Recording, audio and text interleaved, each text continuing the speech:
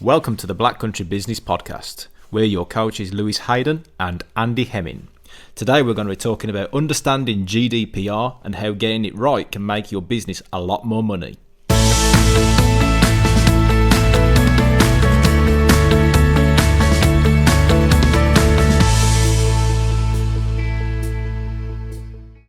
Welcome everybody, you are listening to the Black Country Business Podcast. Today we are talking about GDPR. So GDPR, there's lots of confusion and for me, lots of fear around GDPR as well. Am I doing the right thing with it? Can I do this? Where do I go with it and who do I talk to? So how do we understand GDPR with ease is today's topic. And who else better than to talk about GDPR than the data queen herself, Una Brown. So welcome to the podcast, Una Brown. Thank you. Thank you for inviting me. Awesome. So first of all then, so we know it's about GDPR, but what does your business do that's most interested about GDPR?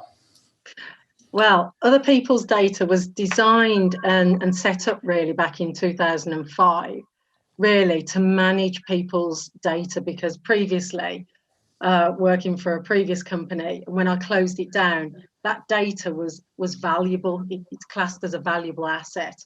And moving forward with the business, I wanted to make sure that every business, if they took care of their data, it would add value to their company, especially if they're looking to sell it or to merge with another company, to also add value really for that data. And I think sometimes it can be overlooked, which is why I try and bring a fresh approach to it. And then GDPR came in and made us more accountable for that data. So that was my key thing really, is just trying to get that message across and to help people to understand that without this database, your business couldn't function. Yeah, I mean, as a business owner, there's a lot of it's a bit of a minefield when it comes to GDPR.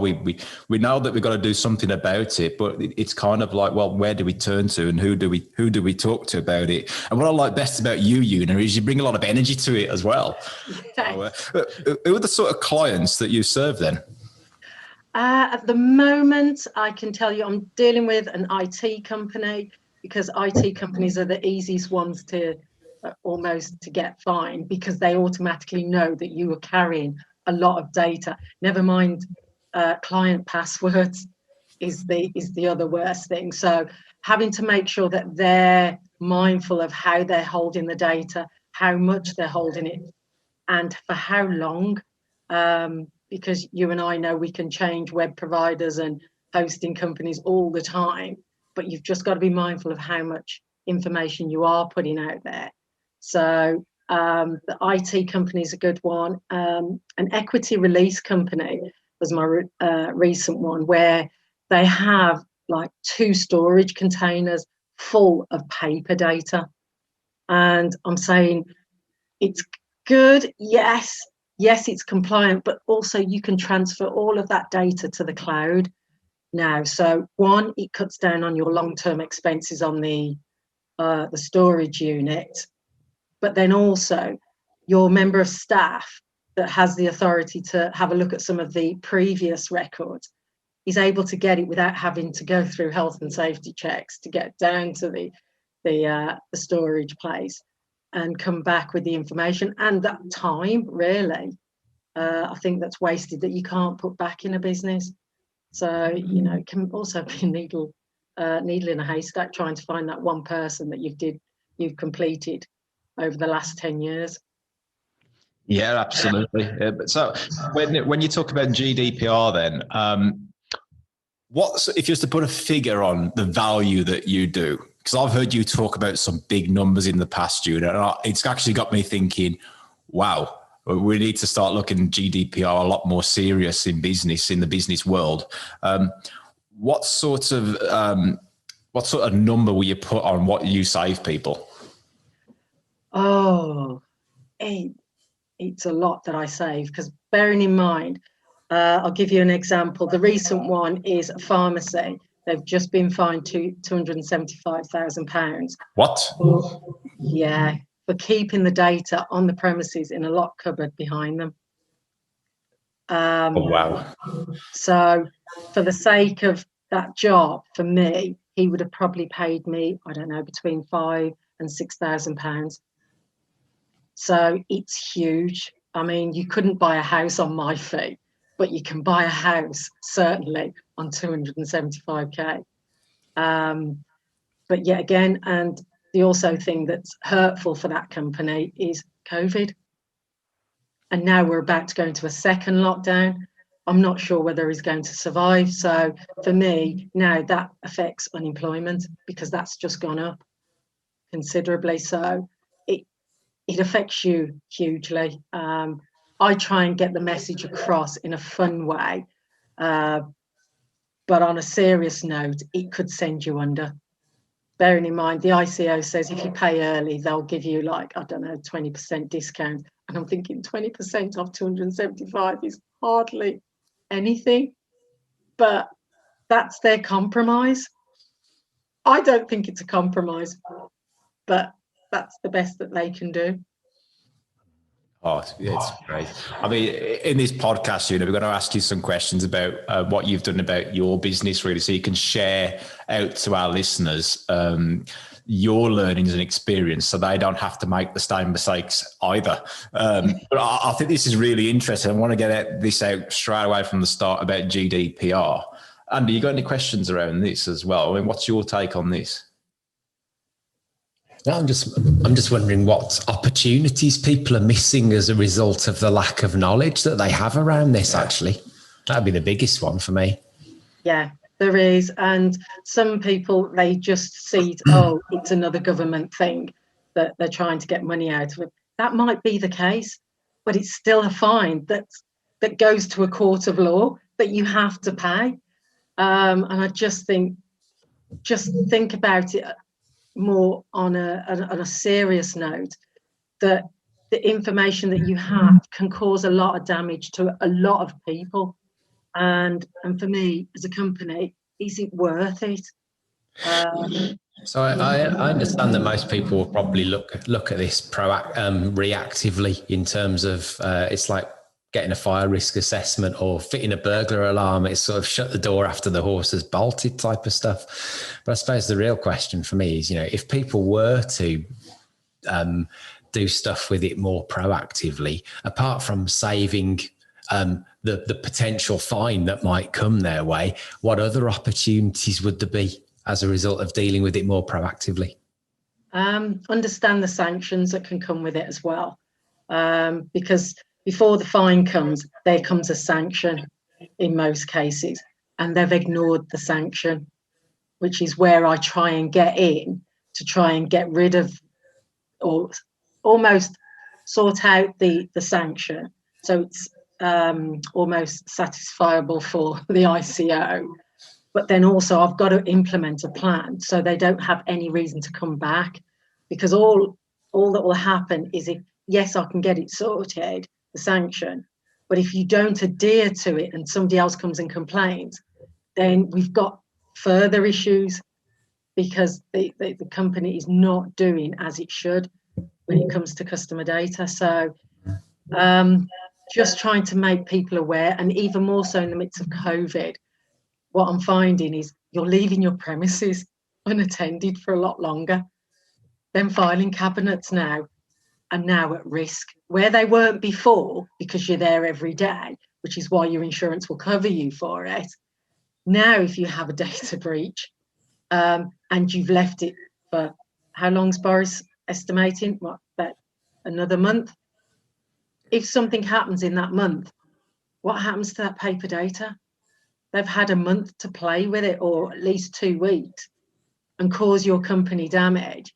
Hence why I'm trying to get people to get it to the cloud and get it out of your premises, because this COVID, we've got no expiry date on it. Mm-hmm. Interesting.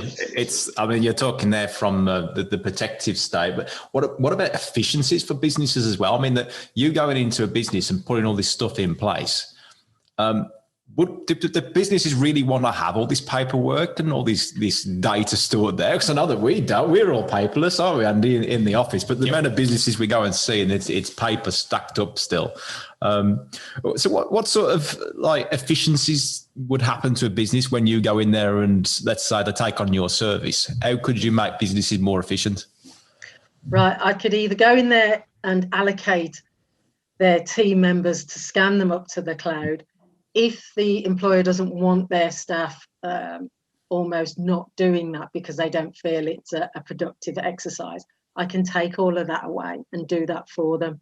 I've got an IT company that will allow me to scan it straight to their system, so it doesn't sit on my system at all. Hence the other people's data. It doesn't sit on my system. So if anything goes wrong at my end, you've not lost your data, in effect, because it's already on your system. So and that's the key thing, really, and just making sure that businesses are on the register of the ICO, because yet again, that's an issue. If you're not, I've got to encourage you to do that, because that's part of my process and due diligence. And yet again, if you fail to pay your ICO on time, they can still find you as well. So it gets you every way, unfortunately. But I try and take that pain away as much as I can. I do ask for somebody just to liaise with me, double check everything to make sure all documents are there and secure and it's in the order that they need it. So I do take a lot of the pressure away where possible. Okay. Sounds it's just a matter of time then. If you've got paper data being held there, it's just a matter of time until you need to do something about it. Okay, let's talk about you and your vision then, so we can get some learning. How long have you been in business for, Una? Oh, 15 years this year. I know I don't look old enough, but yeah, 15 years. My daughter is insisting that she would like to take over other people's data and take it national. I've told her I've left it probably a little bit too late, but she's got the drive for it. I'm just trying to make sure I've got a solid foundation for her to do that. And she's able to travel and do whatever she needs to in order to get it to people across the world. Have you got a plan in place to do that? There's a draft one. I have to call it draft because you and I know we can plan today and we've got shut down Thursday. Okay, so it turns into a draft. So how does it stand at the moment? No. Okay, so putting COVID aside then, what sort of challenges other than COVID have you faced in your business that stop you from achieving this vision? Oh,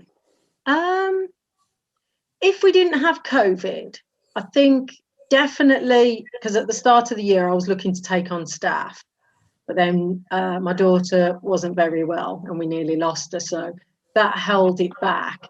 But then as I came down with symptoms of the COVID afterwards, and then we went into the lockdown the first day I was safe to come out to the public, I've not been able to implement any of those things to help me move forward. So the challenge is when I'm going to take it back up. The plan's already there, the office is already there. But yet again, I've just got to also be mindful of the restrictions that we're dealing with, unfortunately. Otherwise, it would have been gone, it would have taken off already. Yeah. I mean, I know you a lot from BNI, Una, and how things have changed in the BNI world as well. You've had to adapt during the last year or so, and I imagine that you've been doing the same with your clients as well, haven't you? Yes, definitely, and just trying to get information from them is more via phone call and Zoom. And also the WhatsApp video as well. You keep forgetting that one, which is the quickest and easiest. So we can still talk and communicate and get the relevant information that I need. Okay, so in your industry, then lots of challenges around COVID-19, but you've been working through it by working with people more online. WhatsApp, great. I don't hear enough business owners using WhatsApp. At the end of the day, we're in the people-to-people business, aren't we? Why do we need to make it all about LinkedIn and things like that when we could just pick up and send a WhatsApp with each other nowadays? It just makes so much sense. So if you was to do all this again, then rewind 15 years ago, what would you do differently? What I would do differently, I'd have employed somebody by now a lot quicker. And also the marketing plan in itself would have been a lot more fiercer had I had a team behind me, really. But I don't know. I think for one main reason, I suppose life helps you to change your decisions sometimes when you get a curveball. So now I'm through most of the curveballs. It doesn't stop me, and it doesn't really say, okay, we've got COVID at the minute, but it doesn't stop me planning now, but a plan B. I'm very much a planner. So if plan A is not working, there's plan B and there's a plan C and so on. And by the time you get to the end, it looks totally different to how you got it set out in the first place, but you've achieved it nevertheless. Great stuff. And I see you're when Andy goes quiet like this, by the way, I know there's a signal there. He's waiting to say something. So feel free to fire in with some Andy questions too. No, I think I'm just reflecting on what you've been saying. So 15 years into the business. So congratulations on that, because there aren't too many people who get to that stage actually in their business. So what would you say your key to success has been to make it to 15 years and beyond? Right. Is to surround yourself with positive people. Because the minute you've got somebody that's a no or a negative person, it saps your energy and it also distorts your vision. It's not to say that I'm a horrible person, but I tend to distance negativity and keep the positivity a lot closer to me. Great answer. Anything else? And also try and surround yourself with people that are, I say, high achievers. For instance, I've got 3 millionaires around me. So when I feel fearful of taking a risk of doing something, I look at those three and I'm thinking, oh, well, if they can do it, I can do it. Because their risks for me as millionaires are a lot higher than mine. So mine's like a little ripple, and they can quite tell me, we lost about £180,000. We were still okay and we moved. And I'm thinking, oh, and there was me moaning about £3,000 splashing the ocean. And he just says to me, no, you'll bounce back. This is what you just need to do. So it sounds like resilience is in there as a pretty important factor for your success as well, right? Yes, definitely. Yeah, definitely. Yeah, I think that would be a pretty key one for most people, actually.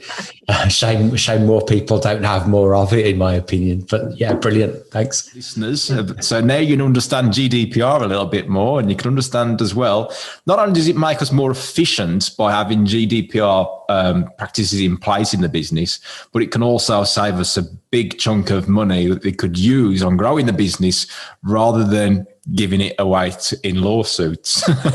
Yeah. Is that fair to say? And it is classed as a fine. So it's not even tax deductible. So yeah, it can hit you quite hard.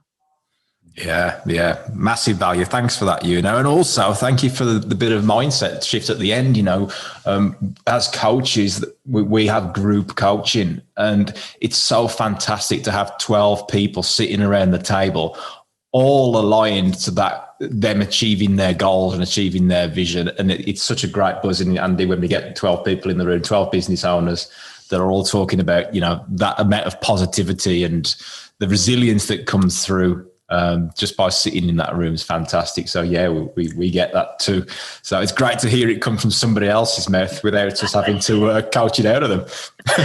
No, look, you learn it, and it becomes part of who you are the more and more that you do it. Even with the negativity, you can tend to shrug it off very quickly. But it does take time to do that. I can shrug them off quite quickly, and I can move on very quickly. Otherwise, it robs your time. Absolutely. Robs your time, robs your energy. I get that. Awesome. Thank you for coming on, Una. And thank you very much. Thank you both for having me. Okay.